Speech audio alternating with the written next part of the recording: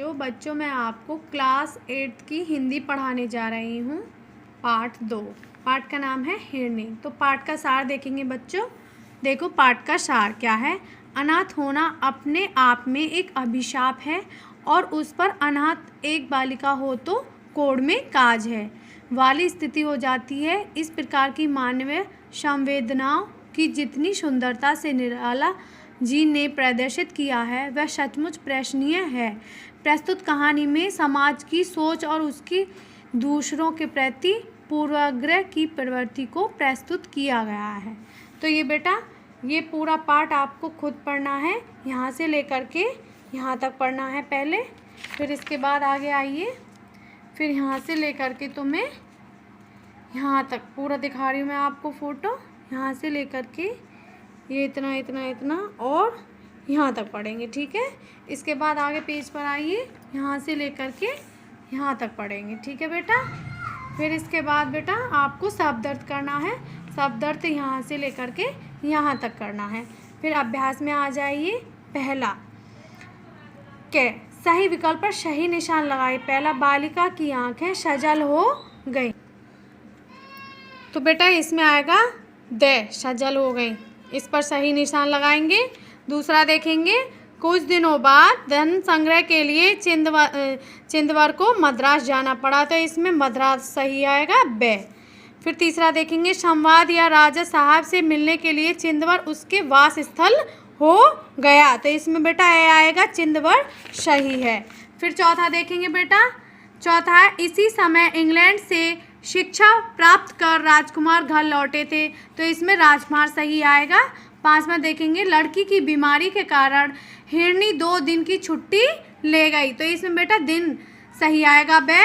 फिर इसके बाद रिक्त स्थान देखेंगे, रिक्त स्थान की पूर्ति कीजिए। पहला है उसकी अंतरात्मा उसे समझ चुकी थी कि उसके माता पिता उस नींद से न जागेंगे। दूसरा देखेंगे बेटा धन संग्रह के लिए चिंदवर को मद्रास जाना पड़ा। तीसरा देखेंगे शाही पुलकित होकर बूटा सिंह के पास गई। चौथा हिरनी रानी साहिबा की मुद्रा तथा क्रूर चितवन देखकर कांपने लगी। यह देखेंगे सत्य अथवा असत्य लिखिए। पहला शबों की ओर इंगित कर वहाँ की भाषा में चिंदवर ने पूछा नहीं, तो ये गलत है बेटा।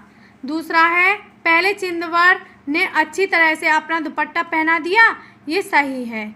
तीसरा है वहीं हिरनी अब जीवन के सभी छोटे बड़े निर्णय नहीं करती, सही है। चौथा उसी समय इंग्लैंड से शिक्षा प्राप्त कर राजकुमार घर लौटे, सही है। पांचवा विवाह में घर वालों की राय न थी, राम गुलाम बागी हो गया, सही।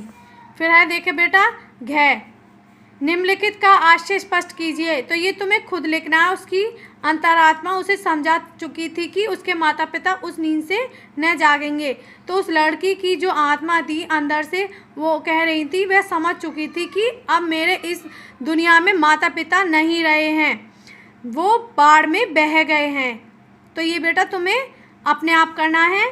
फिर डे देखेंगे निम्नलिखित प्रश्नों के उत्तर दीजिए। पहला प्रश्न है किस नदी में बाढ़ आ गई तथा लेखक ने उसका वर्णन कैसे किया, तो ये देखेंगे बेटा क्लास 8 पार्ट 2 पाठ का नाम है हिरनी। तो पहला आंसर है, ये रहा पहला आंसर, कृष्णा नदी में बाढ़ आ गई, लेखक ने उसका वर्णन इस प्रकार किया है। कृष्णा नदी में बहुत तेज धार से बाढ़ आ गई, वह रक्त से सनी हुई भयंकर मुख को फैलाकर प्राण सुरा पीती हुई व्यक्तियों की मृत्यु करके क्रोध से नृत्य करती जा रही थी। वह अपने पीड़ित तेज ध्वनि करती हुई अपने साथ जीवित लोगों के कंकालों को अपने साथ बहाकर ले जा रही थी। दूसरा है चिंदवर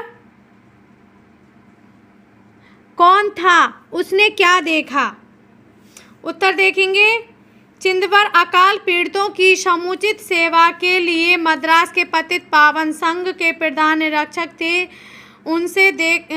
उसने देखा कि एक बालिका आश्चर्य की तन्मय दृष्टि से सबों को कुछ देर देखकर शून्य भाव से अज्ञात मनुष्य की ओर देख रही थी। वह अज्ञात मनुष्य चिंदवर थे। चिंदवर ने देखा कि बालिका के माता पिता बाढ़ में बहकर मर गए थे, तो वह उस बालिका को अपने साथ ले आया।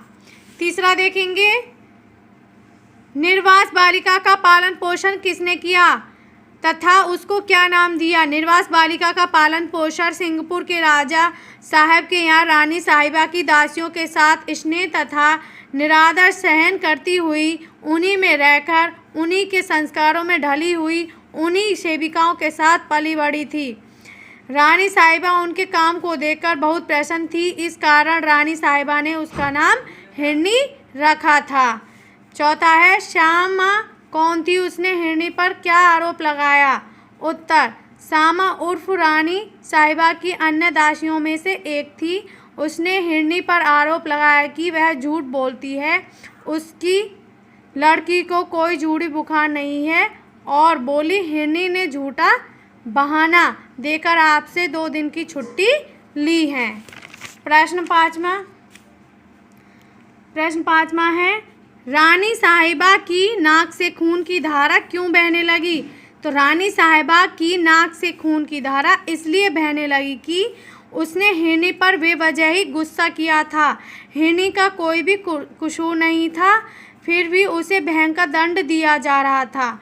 जब रानी साहिबा हिरनी को झुकाकर घूंसा बांधकर मारने लगी तो हिरनी के मुख से निकला, हे राम जी। तभी से रानी साहिबा को गुस्सा करने पर यह बीमारी हो जाती है। तो बेटा, इतना कार्य करने के बाद आप अपनी कॉपी में, जब भी आपका स्कूल खुलेगा, मैं आपकी कॉपी चेक कर दूंगी। तुम्हें रोज़ाना बेटा अपना काम पूरा करना है और तुम्हें इस चैप्टर को याद करना है, और इस लेसन से तुम्हें 2 पेज की राइटिंग सुंदर सुंदर और साफ साफ करनी है। ठीक है बेटा।